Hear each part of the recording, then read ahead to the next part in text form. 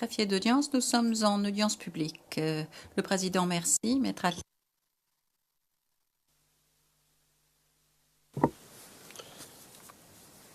Alors, monsieur, je vais vous poser une question à partir de ce que vous nous avez dit hier. Est-il juste de dire que le dispositif de sécurisation des populations d'Abidjan, dont nous avons parlé, dont vous nous avez parlé hier et avant-hier concernant la crise de 2010, la crise post-électorale de 2010, que ce dispositif de sécurisation datait de 2002 et des années suivantes? Oui. Bien avant même 2002, comme toutes les grandes villes du monde, il y a un plan de sécurisation. Et notamment à partir de 2002, nous avons renforcé nos dispositifs au niveau de toutes les villes. À Abidjan, nous avons mis sur pied un dispositif qui comprenait 6 zones. Au départ, c'était 5 zones. Et au fur et à mesure que le commando invisible agissait, nous avons ramené à 6 zones. Ces points de contrôle existaient depuis 2002, bien avant même 2002.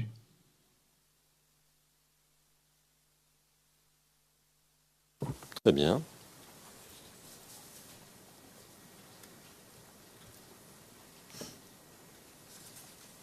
Alors, vous nous avez dit, je passe à un sujet un peu différent, vous nous avez dit hier être parti, avoir quitté votre poste le 31 mars.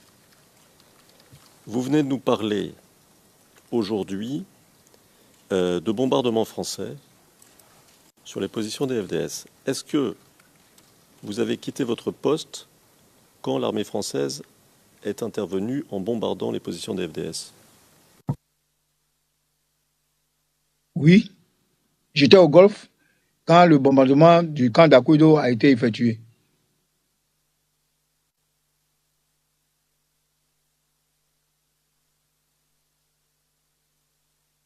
Très bien.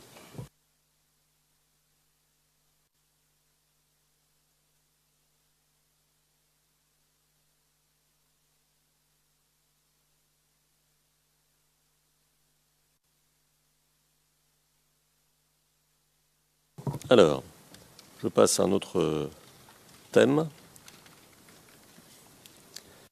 et je vais lire un extrait de votre intervention du 7 novembre.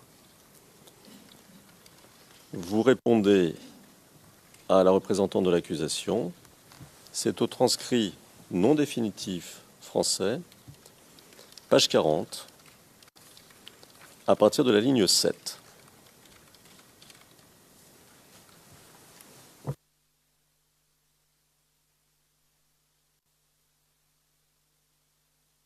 Alors, monsieur, c'est ce que vous avez dit, donc, en réponse à une question de la représentante de l'accusation, et je vais lire ce que vous avez dit. Je cite. « Moi, j'avais fait état de l'insuffisance des effectifs, de leurs éléments, à Anyama, parce qu'à Anyama, il n'y avait presque personne. Il n'y avait presque personne, et j'ai fait le point au chef d'état-major des armées, au président de la République. Parce que j'ai fait le point au président de la République à ce moment-là. Il s'en était étonné à ce qu'il ne pensait pas qu'il n'y avait personne. Au cours de la crise, il y avait eu beaucoup de défections. Il n'y avait pas assez d'éléments dans les bataillons. Je vais vous donner un exemple. Par exemple, quand nous devons sécuriser une zone, un point, lorsqu'on demandait une section, les bataillons n'étaient pas en mesure de fournir la section. On allait jusqu'à 25 personnes, mais c'était rare d'atteindre les effectifs. Donc le 3e bataillon qui est venu de Bouaké était en position difficile. Il manquait d'effectifs. Il manquait d'effectifs Ils étaient à Anyama. Anyama était une zone dangereuse pour nos éléments. J'ai pris la parole, j'en ai fait cas.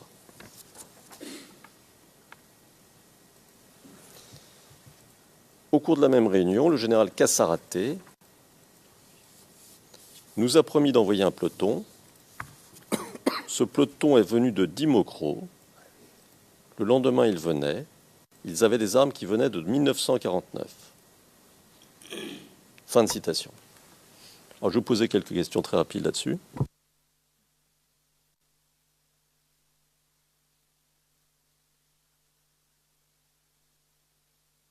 Alors, tout d'abord, vous dites un peloton vous a été envoyé.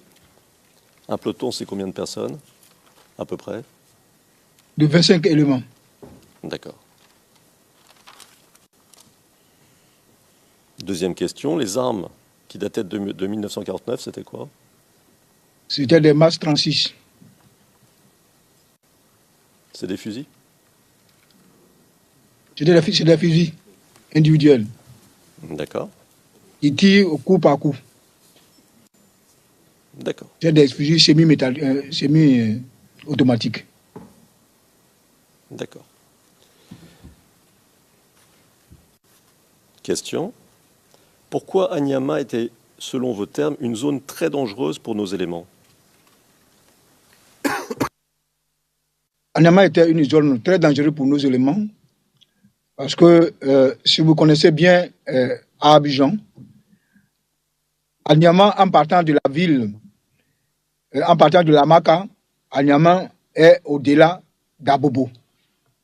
Donc toute la zone d'Abobo, presque toute la zone d'Abobo étant occupée par le commando invisible, le 3e bataillon était coincé derrière eux et ils ne pouvaient même pas sortir de là. Parce que pour sortir de leur camp, ils doivent forcément passer, s'ils ont de la chance, par le carrefour Ndoutré. Parce qu'ils ne pouvaient même pas aller à gauche pour rentrer dans Abobo. Donc, ils étaient en insécurité totale.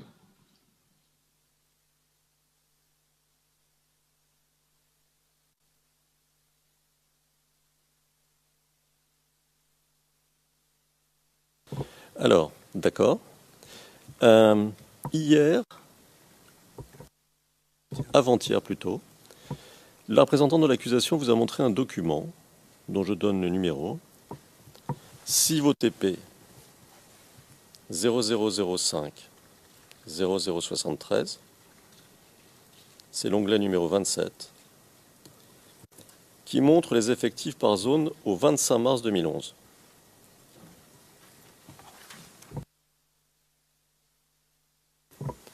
Alors, on va vous le montrer, ce document, monsieur.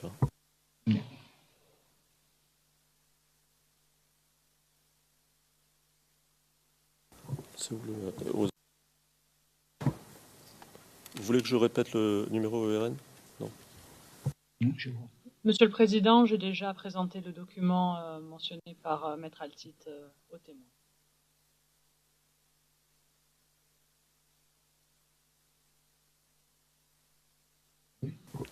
Vous l'avez sous les yeux, monsieur? Je vois le document. D'accord. Alors, vous vous souvenez de l'avoir vu il y a 2 jours? Oui, je me souviens. D'accord. Ma question est très simple. Ce document est daté du 25 mars 2011. Vous voyez, c'est en haut du document. Et, je vois, maître. Et il fait état d'effectifs théoriques qui sont mis en regard des effectifs réalisés. Alors, ma question est simple. Est-ce que ces effectifs réalisés, ici, au 25 mars 2011, si l'on en croit le document, correspondent à votre connaissance aux effectifs réalisés en janvier et février, c'est-à-dire un peu avant? En gros, si vous voulez, je peux formuler ma question un peu différemment. Ce document nous donne-t-il une vision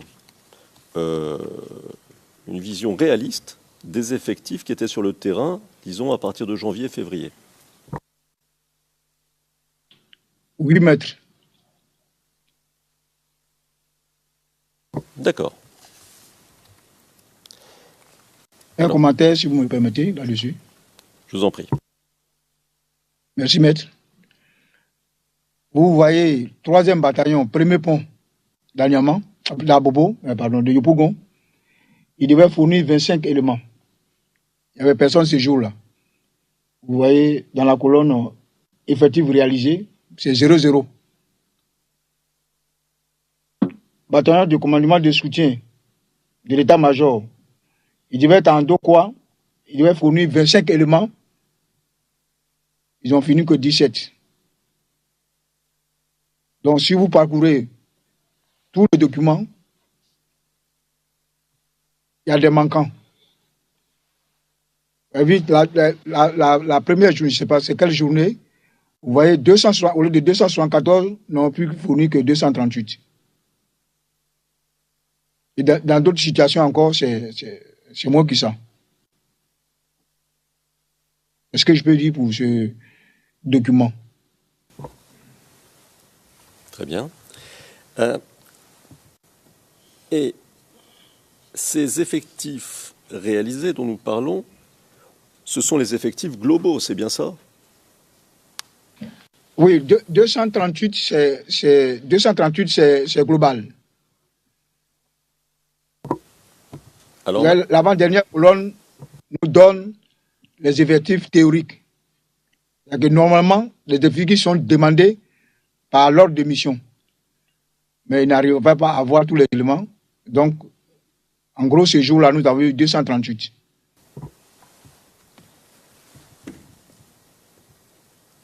d'accord. Et ma question est simple, puisque nous parlons ici d'effectifs globaux. Je suppose qu'en réalité, les effectifs sur le terrain sont bien moindres, puisqu'il faut qu'il y ait une partie des soldats qui se reposent, d'autres qui sont peut-être malades. Enfin, il doit y avoir... et puis, il y a un roulement, j'imagine. Est-ce que vous pouvez nous donner une approximation, si l'on prend, par exemple, les 238 personnels de la première, de la première ligne, enfin de la ligne qui correspond à Yopougon, si c'est un effectif global, ça correspond à peu près à combien de personnel en état de servir sur le terrain au même moment? Un tiers, 2 tiers? Est-ce que vous pouvez nous donner une approximation? Il faut dire que c'était un peu difficile au niveau des soldats. Vous voyez que le 238 que nous voyons, s'ils descendent le lendemain, il faut les remplacer par 238 éléments.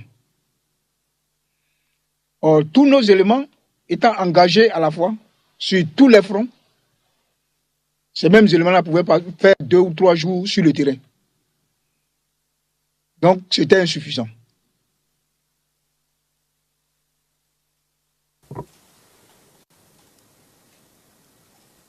Oui, je comprends tout à fait votre réponse, mais est-ce que vous pouvez, peut-être est-ce trop difficile, hein, mais nous dire sur, par exemple, un effectif, mais c'est une hypothèse, c'est théorique, c'est juste pour qu'on essaie de comprendre, sur un effectif global de 238, en fonction des procédures applicables dans l'armée ivoirienne et en fonction du contexte, des circonstances, de tout ce que vous savez mieux que nous, ça donnait à peu près, à l'époque, un effectif sur le terrain à un moment précis de combien? De 100, de 200, de 50? Enfin, vous comprenez ce que j'essaie de savoir?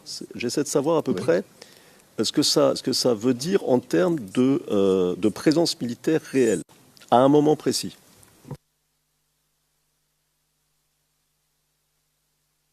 C'est le 2 tiers.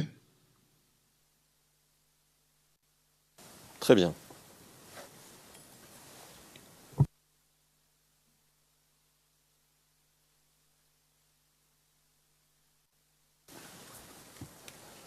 Alors, vous nous avez parlé des problèmes en effectif. Vous nous avez aussi parlé hier des problèmes en munitions lors de la crise post-électorale. J'ai une question très simple pour vous. Est-ce que vous avez reçu des munitions entre 2004 et 2010?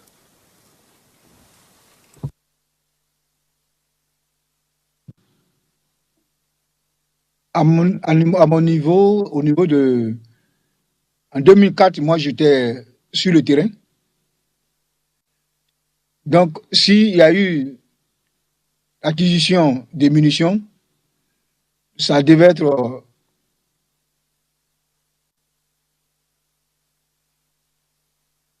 dans les grands magasins, mais à ma connaissance, depuis que je suis parti du terrain, depuis 2004,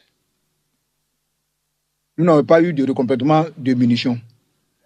Parce que nos munitions qui étaient dans les casernes, dans les soutes, étaient régulièrement contrôlées par l'ONUCI. Très bien.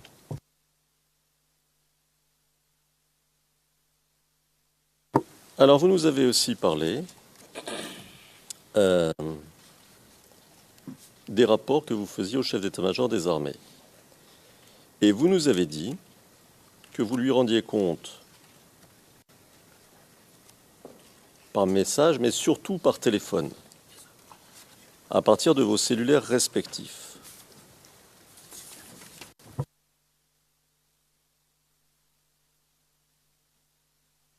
De quels autres moyens de communication, et nous parlons cette fois-ci de la période de la crise post-électorale, hein, donc 2010-2011, de quels autres moyens de communication disposiez-vous pour échanger avec avec le chef d'état-major des armées, le CPCO, vos collègues, d'une part, et vos subordonnés, d'autre part? Par téléphone cellulaire.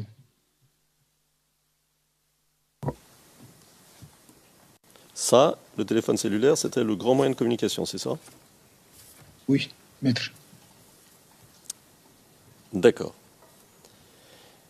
À votre connaissance, vos échanges, vos conversations par téléphone cellulaire, à vous, les responsables de l'armée, étaient-ils écoutés par les autorités françaises? Well, I hope he doesn't know. Le président, j'espère qu'il ne le sait pas.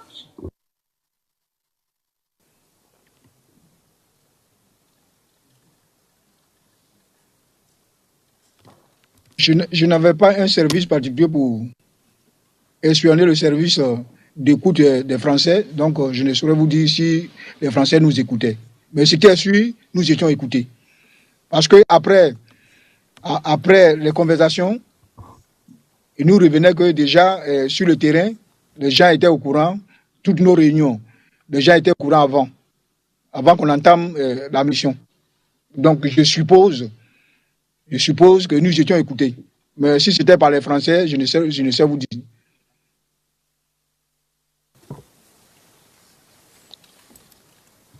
Alors, pour qu'on comprenne bien, est-ce que vous nous dites que ce qui est sûr, c'est que vous étiez écouté, mais vous ne saviez pas si c'était par les Français ou par les rebelles, c'est ça? C'est ça, maître. Très bien. C'est parce que vous avez parlé des Français que j'ai dit ça, mais c'est sûr How que do you, les excuse rebelles me, nous excuse, écoutaient. Le président, veuillez m'excuser. Comment savez-vous? Comment savez-vous? Comment ça le savez-vous? Comment le savez-vous? Comment savez-vous que vous étiez écouté? Merci, Monsieur le Président. Lorsque nous envisageons faire une manœuvre, qu'après la réunion, le lendemain, avant que nous mettions nos hommes sur le terrain,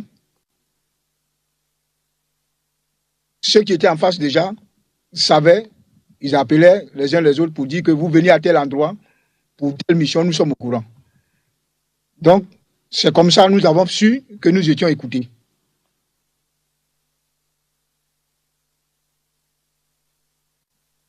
well, you suppose.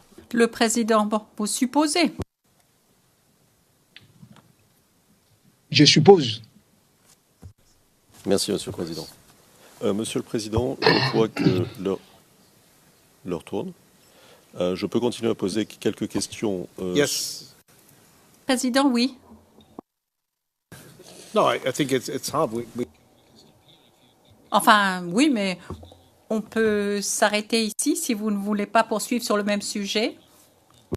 Sur le même sujet, j'ai encore 2 à 3 questions, pas plus, que je peux poser maintenant, mais que je peux aussi poser à la reprise, comme vous le désirez.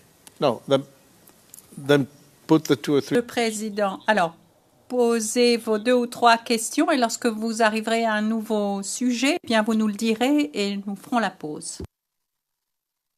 Monsieur le Président. Alors, monsieur, vous nous avez dit que l'armée disposait d'abonnements de téléphone cellulaire. Ma question est simple. Auprès de quel opérateur disposait-elle d'abonnements de téléphone? Par exemple, votre propre abonnement et ceux de vos confrères généraux, c'était auprès de quel opérateur téléphonique? Pour ne pas faire de la publicité gratuite, est-ce qu'on peut passer en huis clos? Je n'ai pas envie de dire le nom d'une société.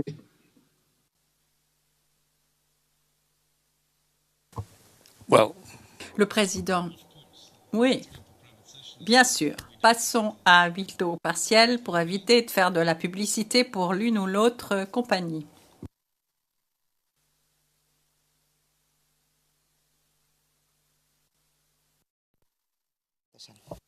Greffier d'audience, nous sommes en audience publique. Le président Maître Altit. Avec cette... okay, thank you very much. Le président, merci beaucoup. Nous allons faire la pause, une demi-heure. Nous revenons avec les questions de la défense de M. Gbagbo. Nous levons la séance.